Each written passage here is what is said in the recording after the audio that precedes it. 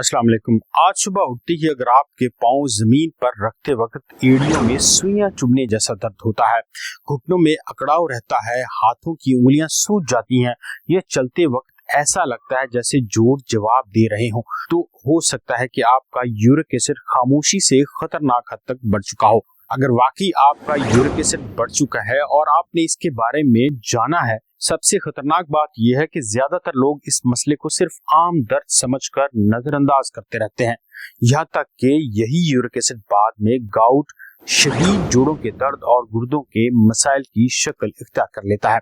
आज की वीडियो में आपको ऐसे कुदरती और घरेलू आसान नुस्खे बताएंगे जो न सिर्फ बढ़े हुए यूरिक एसिड को कम करने में मदद देते हैं, बल्कि जोड़ों की सोजिश, दर्द और अकड़ाव को भी खत्म करते हैं। सबसे अच्छी बात यह है कि इस नुस्खे में इस्तेमाल होने वाली तमाम चीजें आपके किचन में पहले से मौजूद हैं। तो अगर आप बढ़े हुए यूरिक एसिड से परेशान हैं और डॉक्टर ने आपको बहुत सारी दवाइयां सजेस्ट की हैं, तो हमारा मशवरा है कि आप इसके साथ ये कुदरती तरीके भी इस्तेमाल करें। यकीन कीजिए आपको बहुत फायदा होगा और वो इलाज जो आपका बहुत ज्यादा देर तक चलेगा और आपका बहुत सारा पैसा भी खर्च करेगा, सिर्फ चंद दिन में ही आप यूरिक एसिड को नॉर्मल कर सकेंगे और टेस्ट करवाते ही आपका यूरिक एसिड बिल्कुल रेंज में आएगा। दोस्तों, आजकल यूरिक एसिड का मसला बहुत तेजी से बढ़ता जा रहा है।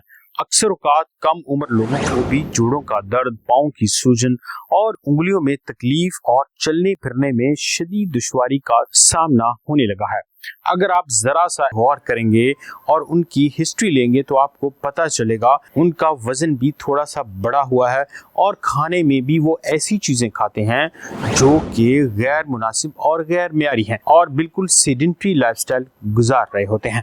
दोस्तों, जब यूरिक एसिड का मसला खून में बढ़ता है तो ये छोटे छोटे क्रिस्टल बनाकर जोड़ों में डिपॉजिट होना शुरू हो जाता है, जिसकी वजह से शदीद दर्द, सोजिश और गाउट जैसी बीमारियां जन्म लेती हैं। यहाँ एक अहम बात आपको बताते चलें कि यूरिक एसिड का बढ़ना कोई बीमारी नहीं है, बल्कि ये हमारे जिस्म में कुदरती तौर पर बनने वाला एक केमिकल है। लेकिन जब ये केमिकल बहुत ज़्यादा मिकदार में बनने लगता है और गुर्दे इसको मुनासिब मिकदार में जिस्म से बाहर नहीं निकाल पाते, तो ये यूरिक एसिड नॉर्मल रेंज से ज़्यादा खून में जमा होने लगता है। इसी को हम हाइपर यूरिकसीमिया या यूरिक एसिड का बढ़ जाना भी कहते हैं। यूरिक एसिड के बनने का ताल्लुक हमारी ग़िज़ा से है।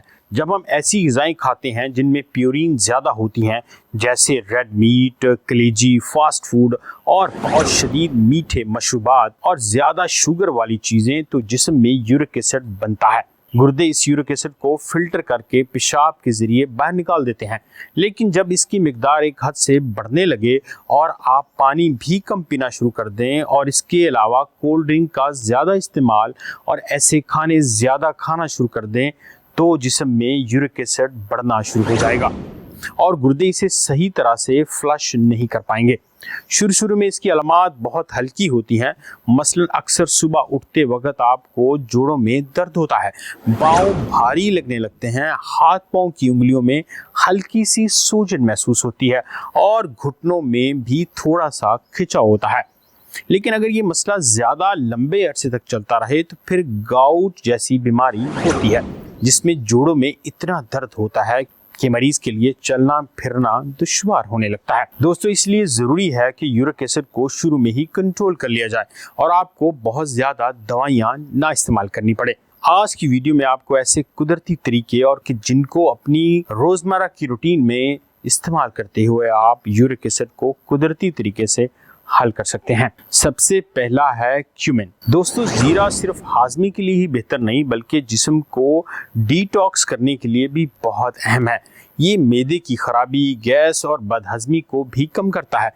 जब निज़ाम हाजमा बेहतर होता है तो जिस्म में गैर ज़रूरी मादे कम जमा होते हैं और यही बात यूरिक एसिड को नीचे लाने में मदद करती है। इसमें 1 चम्मच जीरे को 1 गिलास पानी में भिगो दीजिए और सुबह खाली पेट जीरे का पानी इस्तेमाल कर लीजिए। दूसरी अहम ग़िज़ा है धनिया यानी कोरिएंडर। कोरिएंडर सीड कुदरती तौर पर डायूरेटिक खसूसियात रखते हैं, लेकिन ये पेशाब की मिकदार को बढ़ाते तो हैं ही, इसके साथ साथ ये जिस्म से एक्स्ट्रा यानी फाजिल यूरिक एसिड को भी निकालने में मदद देते हैं। इसकी वजह से जिस्म में जमा फासिद मादे टॉक्सिक केमिकल जिसमें यूरिक एसिड भी शामिल है वो पेशाब के जरिए बाहर निकलते हैं। इसमें 1 चम्मच धनिया के बीज यानी कोरिएंडर के बीज लीजिए, उसे 1 गिलास पानी में भिगो दीजिए और सारी रात उसको ढांप कर रखिए और सुबह खाली पेट उसका 1 गिलास पानी पी लीजिए। तीसरी अहम ग़िज़ा है मेथी दाना यानी फेनुग्रीक। मेथी दाना जिस्म की कुदरती सफाई के अमल को भी तेज करता है।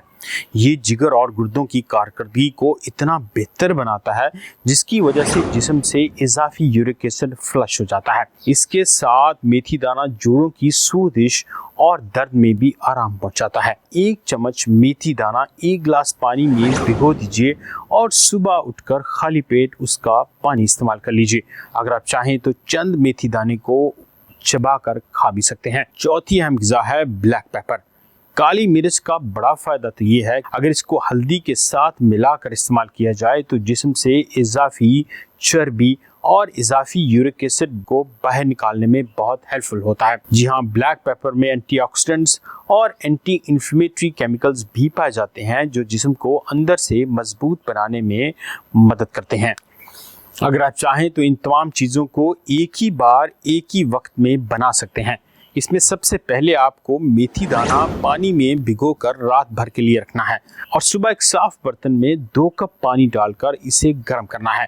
जब पानी थोड़ा सा उबलने लगे तो इसमें थोड़ी सी हल्दी और कोरिएंडर के बीज और आधा चम्मच जीरा और भीगा हुआ मेथी दाना भी डाल देना है। अब इन तमाम चीज़ों को दरमियानी आंच पर आप तकरीबन 5 से 10 मिनट तक उबाल लीजिए और उनके कुदरती अज्जा को अच्छी तरह पानी में मिक्स होने दीजिए। फिर इस ड्रिंक को छान कर 1 गिलास में डालिए और उसमें 1 चुटकी काली मिर्च भी शामिल कर दीजिए। अगर जायका आपको नामुनासिब लगे तो इसमें थोड़ी मिकदार में लेमन का जूस और 1 चम्मच हनी यानी शहद भी शामिल कर सकते हैं। इस ड्रिंक को अगर आप खाली पेट सुबह इस्तेमाल करेंगे तो सिर्फ 7 दिन के अंदर आपका यूरिक एसिड नॉर्मल हालत में आ जाएगा। इसके साथ हल्की मॉर्निंग वॉक और पानी का सारा दिन ज़्यादा इस्तेमाल और थोड़ी वर्जिश भी अपनी लाइफ में शामिल कीजिए और यूरिक एसिड को कुदरती तरीके से नॉर्मल हालत में लेकर आइए। दोस्तों, सिर्फ ग़िज़ाओं का इस्तेमाल ही काफ़ी नहीं बल्कि अपनी ग़िज़ा की रूटीन में थोड़ा सा फ़र्क यानी तब्दीली लाज़मी है। सिर्फ अपने खाने में तब्दीली करके आपको ख़त्म कर सकते हैं। जी हाँ, सबसे बड़ी गलती कि चीनी, कोल्ड ड्रिंक्स और बेकरी आइटम्स का इस्तेमाल बंद कर दीजिए। अपने लाइफस्टाइल में थोड़ी सी तब्दीली कीजिए, वर्जिश को अपना मामूल बनाइए और बहुत सादा और सिंपल ग़िज़ाएं खाइए। उम्मीद करते हैं आज की वीडियो और इसकी मालूमात आपको अच्छी और फ़ायदेमंद लगी होंगी। अगर वीडियो पसंद आई हो तो चैनल को लाइक कीजिए, सब्सक्राइब कीजिए। मेरा नाम है डॉक्टर इमरान जफर और आप देख रहे हैं न्यूट्रिशन विद डॉक्टर इमरान। मिलते हैं अगले वीडियो में, तब तक अपना ख्याल रखिए। अल्लाह हाफ़िज़।